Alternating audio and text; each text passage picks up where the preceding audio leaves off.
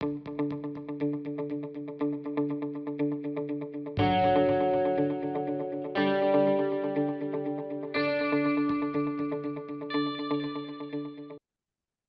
afternoon, everybody, and welcome to Eureka Solutions Web. We'll be focusing on the release highlights for NetSuite 2024.2.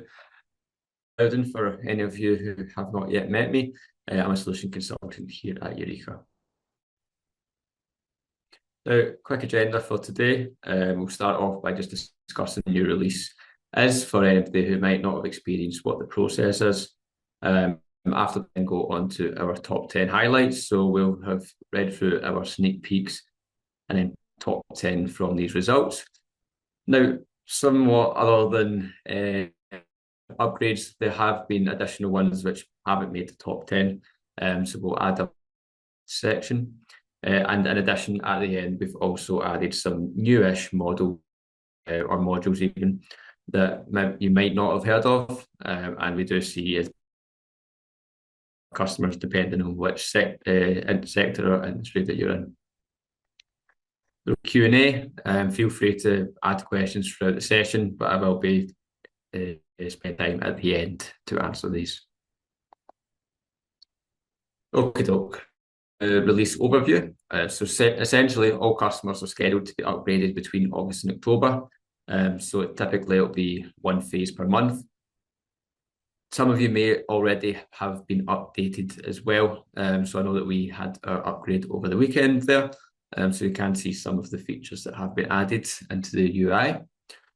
Typically, the administrator will be provided notice of when their upgrade is, hopefully 3 weeks in advance.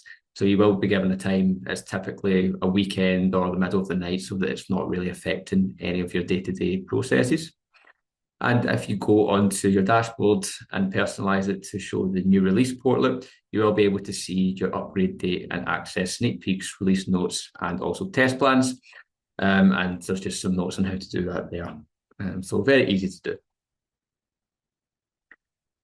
So if you need to see the release preview, administrators will be able to do that. Now that's typically what I've been using to collate my top 10 for today.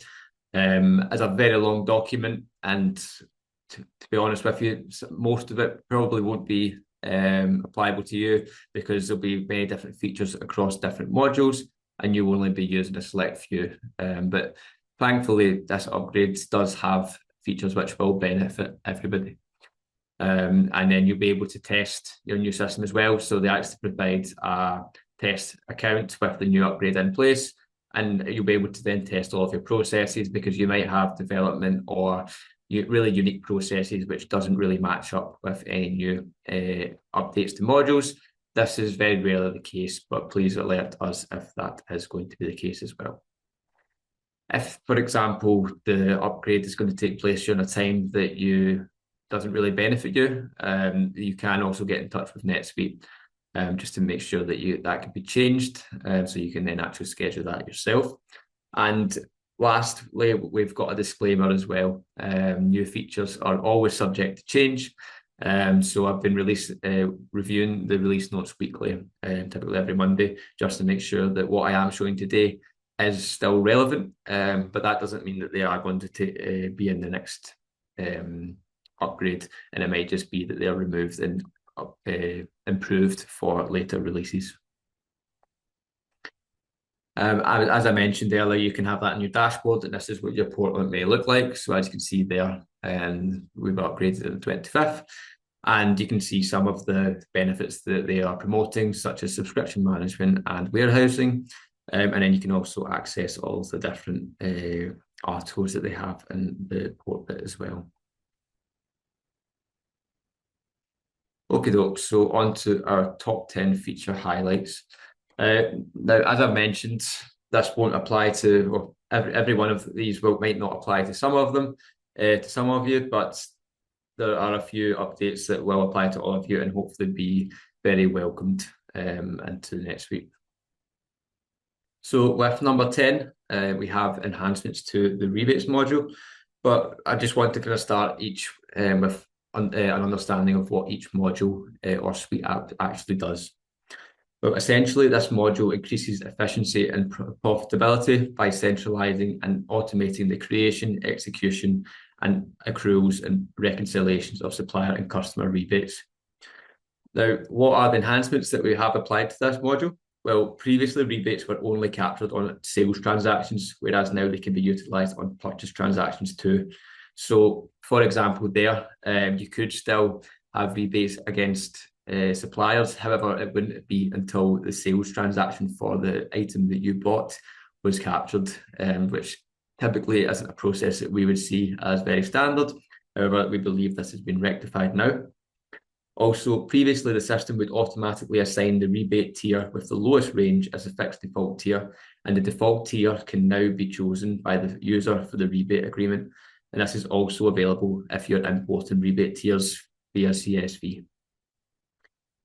Nextly, we've also got when a rebate is applied to an item, the recalculation process now updates the achieved rebate amount for an item based only on the rebate value of the associated agreement. In succeeding transactions where a new tier is reached for the same item, the rebate tier value in the same agreement is applied. And additionally, the recalculation process will now consider updates on the rebate tier information, which can be applied to future transactions. So this module may be beneficial to, any kind of distribution companies, any kind of B2B working there, maybe manufacturing as well. So if you've not considered this, feel free to reach out and we can demonstrate this as well. And this goes for any of the modules that we've spoken about. Please just feel free to reach out to your account manager. And at number 9, we've got electronic bank payments enhancements. Essentially, this module brings electronic banking functionality that includes EFT payments, customer refunds, and customer payments, as well as check fraud prevention. Now, what are the enhancements that we've seen applied to this? There's a few kind of small ones, but there's one that Kenneth in particular is happy to share. So we'll get to there. Essentially, you can now use the amount from and amount to fields on the electronic payment suitelets to filter the required payments based on the payment amount. You can now use the new return email address and custom email address fields on the electronic payments preference page to add the required email address, which will receive responses to email notifications sent. And you can also now send reminder emails to any approvers for payment bill batches or global payment batches as well that are now pending approval. Nextly, you can now set approval limits for roles instead of individual employees from the company bank details page. And then if the amount exceeds the approval limit of any emails, they're not triggered, so you're not having a massive amount of emails there that aren't really necessary. Now, this is a key one for you. There is now a new include all credits box, which has been added and to filter and display all credit transactions on the bill payments processing and invoice payments processing pages, as that was currently missing. So it's essentially, if you've got any credit transactions in the system, that was being missed before, so that should now be available when you're upgraded. And lastly, you can now include or exclude tax amounts when adding discounts on the total amount by using the include tax for term discounts box on the accounting preferences pages. In number 8, we have enhancements to the quality management module. And what does this module do? Essentially, it formalizes and automates quality management policies, standards, and practices to deliver the highest quality products with minimal overhead, which in turn helps you manage the tests you want to perform, set parameters to evaluate results, and also define your policies for testing at point of receipt and during the production process. So again, if you're working with any materials or equipment that you're producing or receiving in, this is a module which will help you make sure that products that you're building and buying are to a standard kind of quality management schedule. And it's just making sure that this is all recorded within NetSuite as well. So how has it been enhanced? Well, inspection tasks in the module can now be performed only by employees who have been assigned to an inspection. And this ensures only approved employees can do it and prevents any unauthorized personnel from updating those transactions. The system will now prevent updates to inspection data for completed inspections to improve the integrity and security. And also email notifications can now be configured to prevent unnecessary email notifications being sent out. I think from the fact that that's been involved in 2 of the upgrades, there's probably been a few complaints of too many emails there.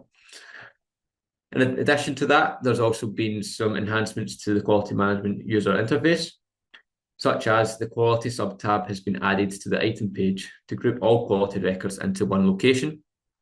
You can now also move between the NetSuite transaction page and the inspection queue records in the quality management tablet.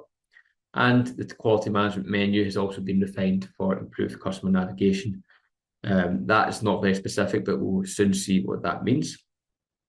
And lastly, you can also now restrict updating the quality data until after an inspection is finished.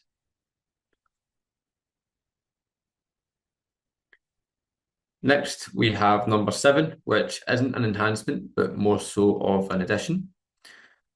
Now, this one is NetSuite's Compliance 360, which will track and audit user interactions to customer records within NetSuite. So essentially, it's allowing you to perform a search of when a user creates, deletes, edits, searches, all of that type of stuff. And exporting customer records within the last 12 months. So essentially, what it's allowing you to do is using the system information, which is quite clunky to work around, especially if you've got development scripts running on a day-to-day basis.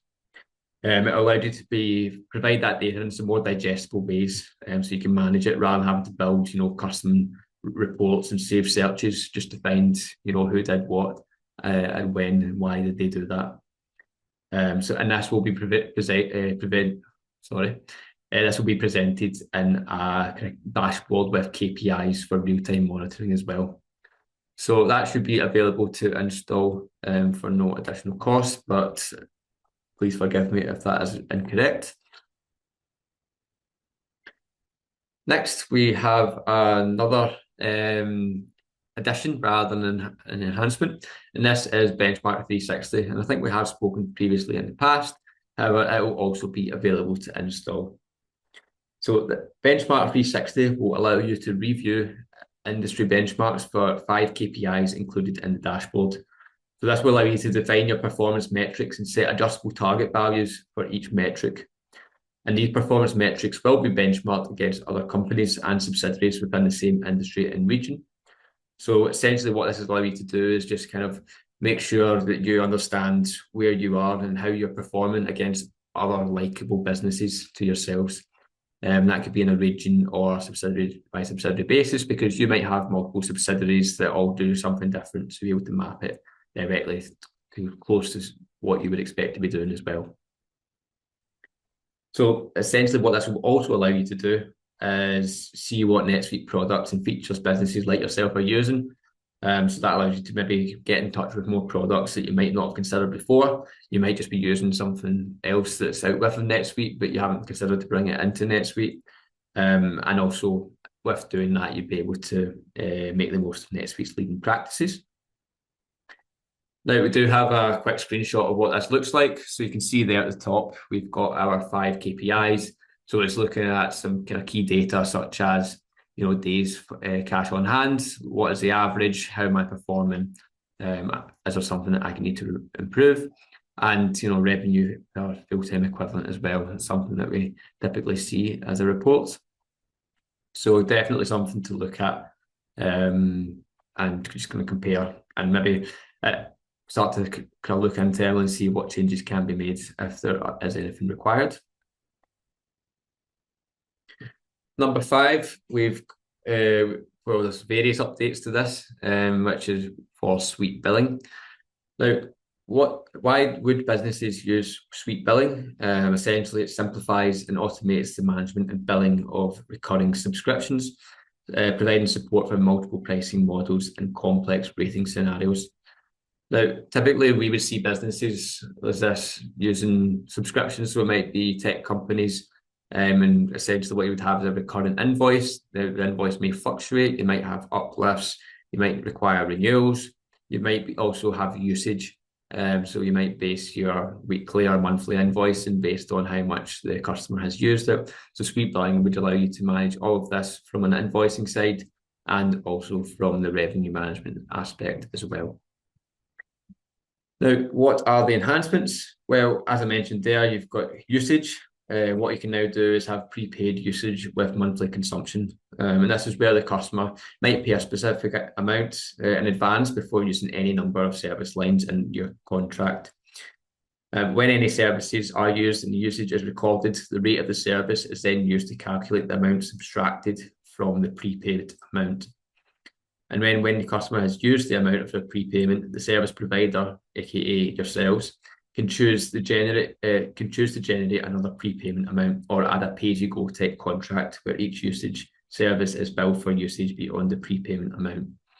So if you think about any contracts that you have just now, if anybody's using zone capture, it's exactly like that type of billing scenario. In addition to that, you can then search for specific subscriptions that are using a specific price book. And also subscription plan and price books are no longer required when creating new subscriptions, but instead can be created using only add-on subscription lines. So essentially you can create this, use this feature to create more custom subscriptions without requiring a basic subscription plan. And anybody using Suite Billing will understand what I mean there. When a subscription line or change order is created or updated, an email alert will now be configured to be sent out to the customer with the update. So that was previously missing or required a workflow. And lastly, you can now fulfill stocker items, which is an interesting one, which helps you then consolidate the billing and fulfillment processes for subscriptions that have accompanying fulfillable items, such as companies that are selling routers with internet service, something like that.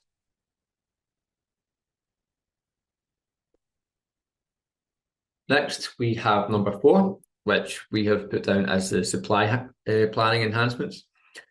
Now, this is an updated version of the demand planning module.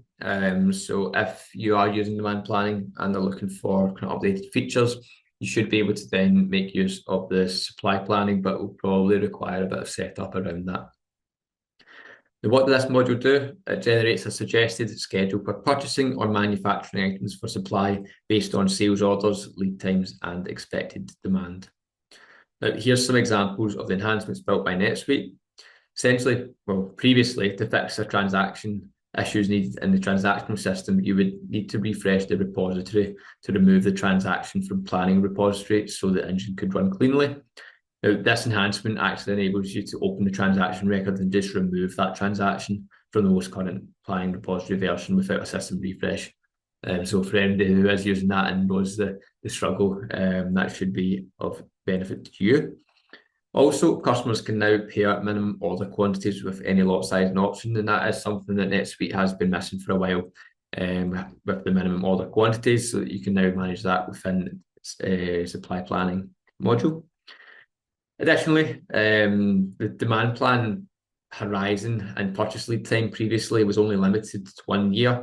This has now been extended vastly to just fewer than 10 years for both of these. So you can now plan very far in advance rather than yearly, if that is applicable to any of you who are listening. And additionally, we have got the supply planning engine that will now recognise workday calendar entries for purchase and work orders. So essentially, it's not going to be trying to generate any transactions on a weekend when people perhaps aren't working. And at number 3, we have enhancements to NetSuite's warehouse management system.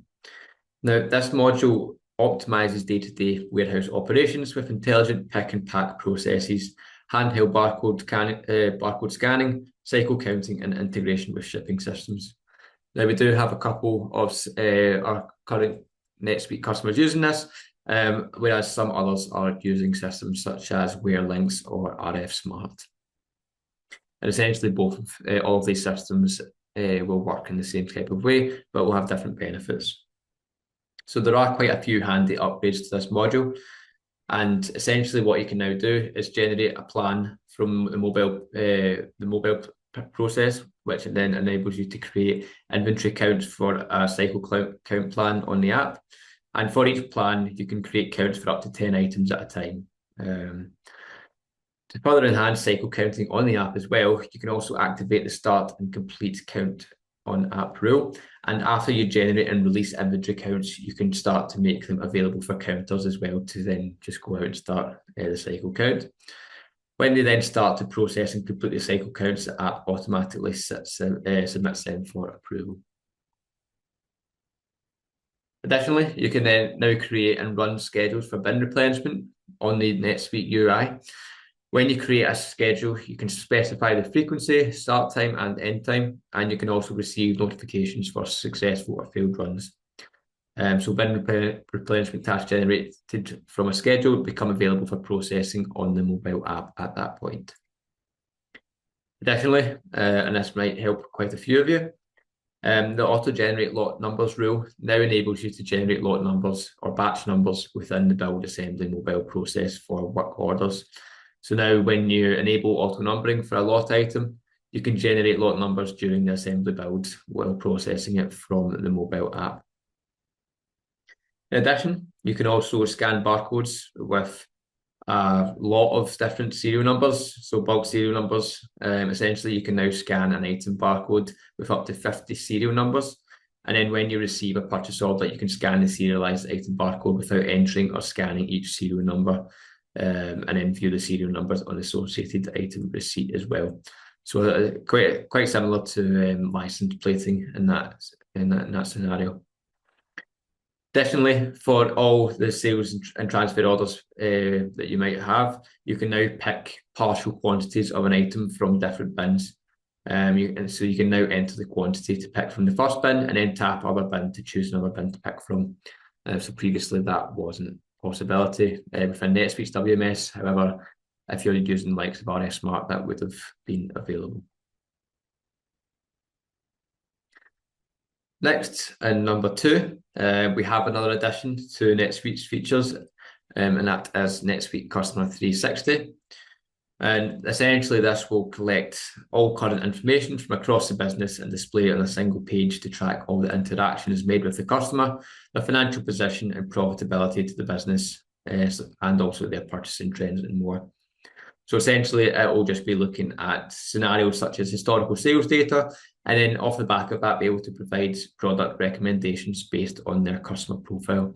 So if you are using NetSuite CRM, that would be very beneficial to see what that customer's doing. You might say, okay, well, this customer is actually quite similar to another customer, so let's start promoting this item. Or even if you're just in the accounts team and needing to see and report on your sales with that customer, that's also available as well.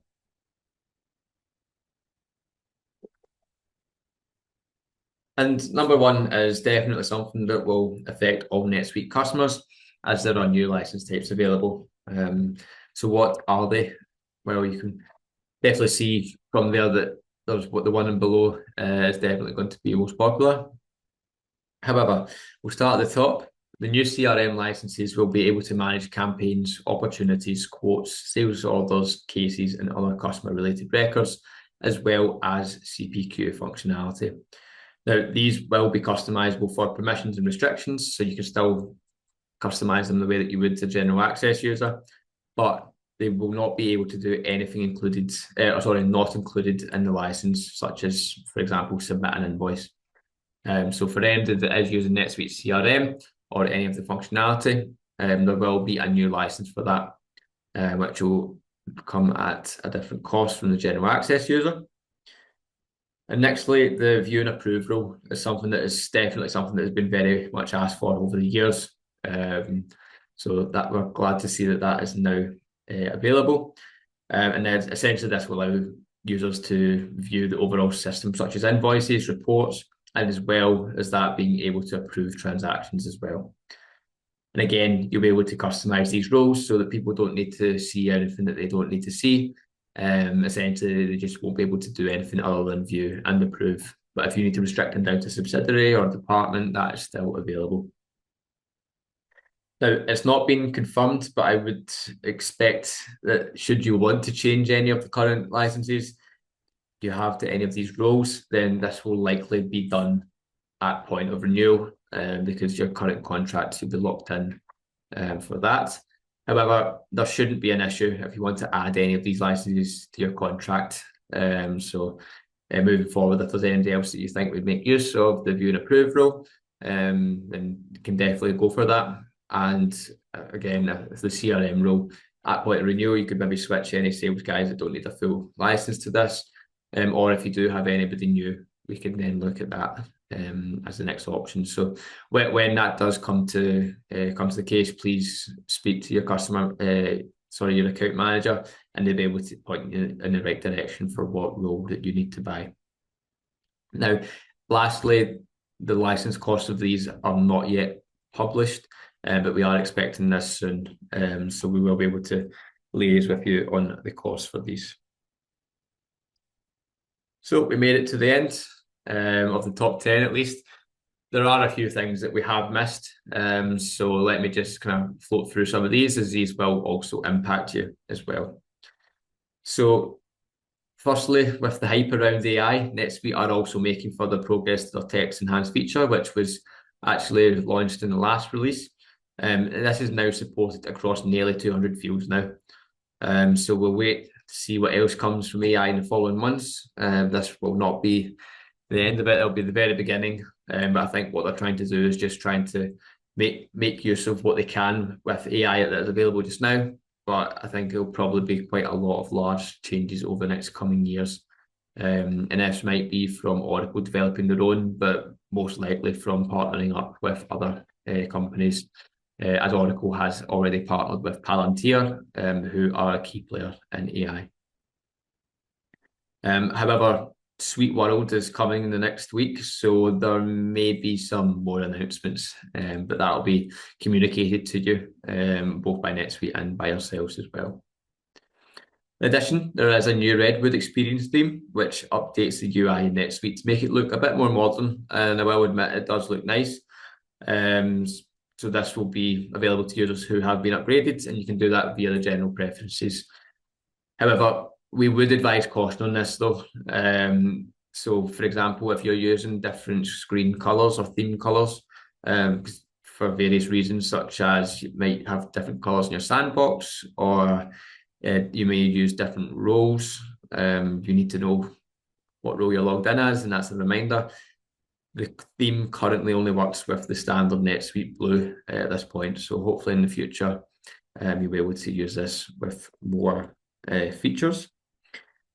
In addition to that, another update to NetSuite UI, you can now collapse sections.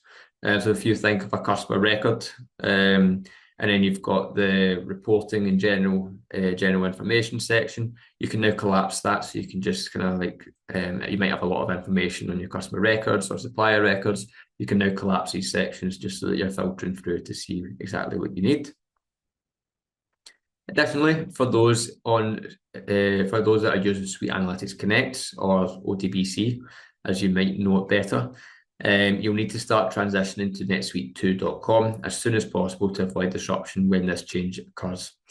So the process will be as such when upgrading to 2025.1, that netsuite.com source will still be available but will no longer be supported.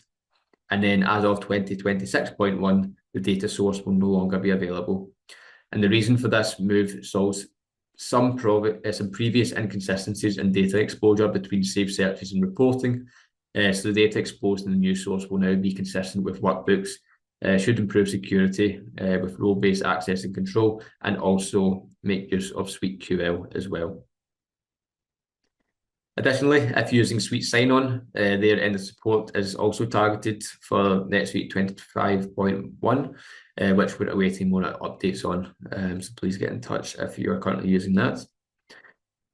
You can also now export most workbook pivot tables to an Excel file. And if you're not using NetSuite workbooks, I would highly recommend looking into it.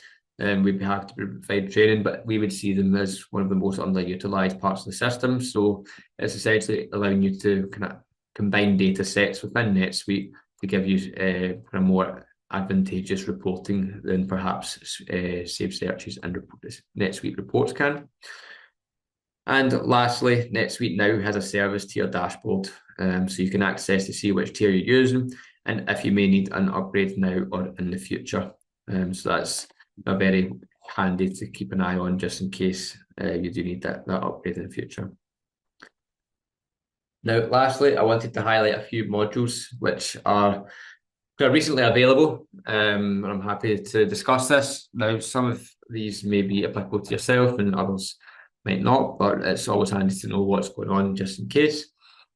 The field service management module was previously a suite app that NetSuite has bought over, and because of how good it was very popular for businesses that essentially have people out in the field.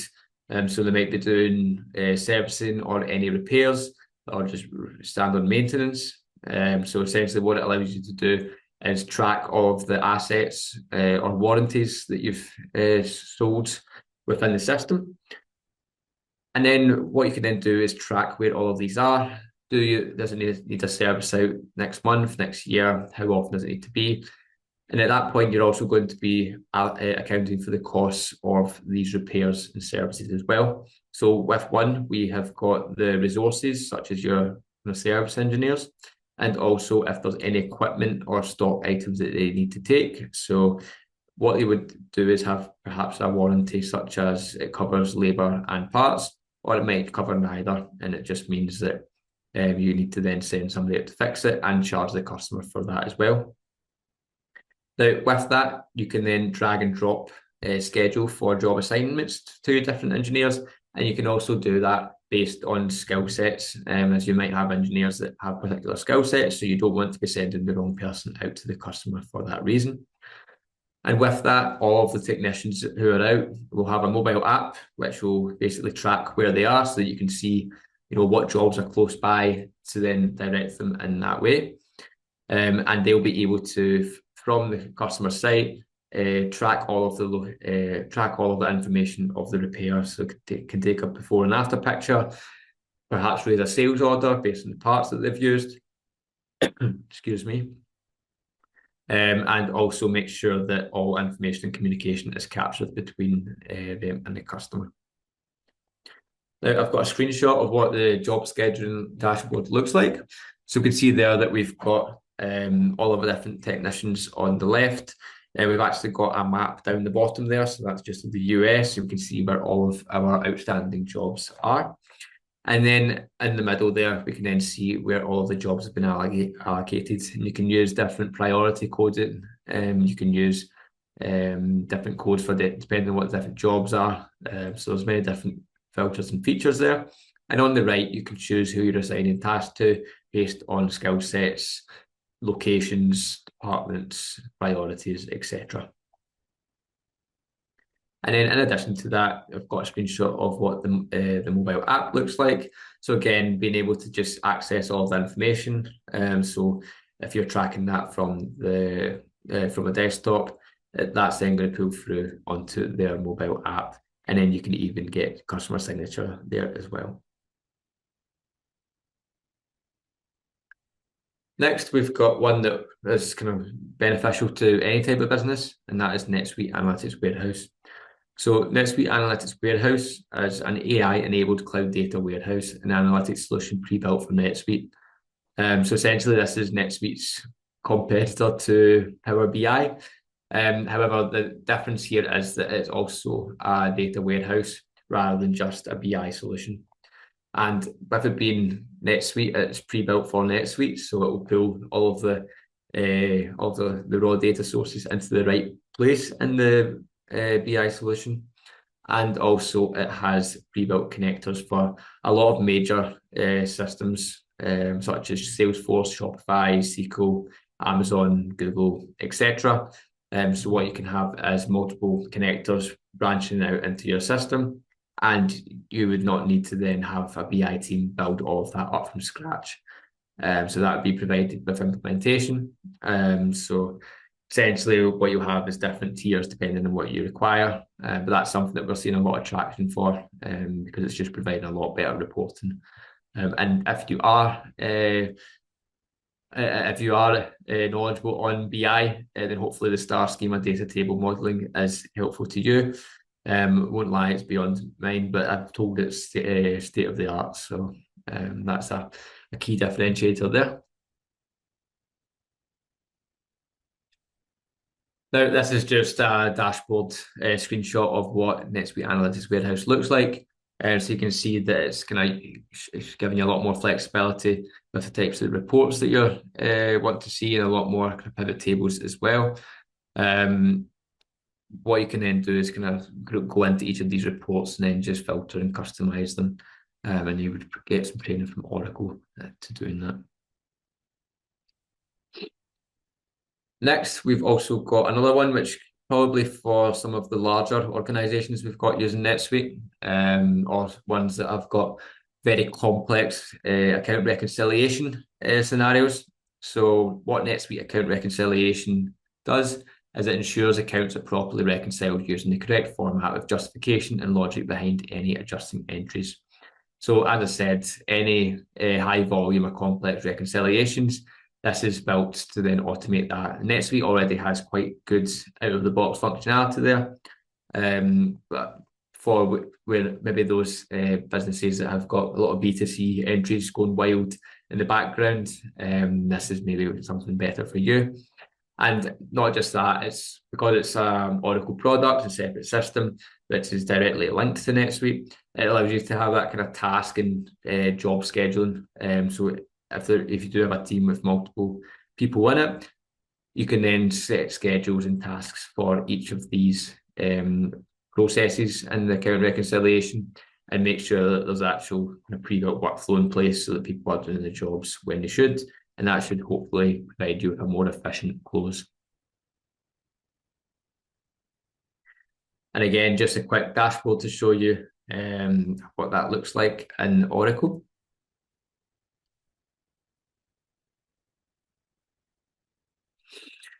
And lastly, we have got NetSuite CPQ. So what this is essentially for is it's providing configure, price, quote functionality to businesses who may have kind of set lots of different variations of what they sell. So if you think of a car, you might want to add different wheel types, different colours, or maybe a kitchen having different door panels, etc.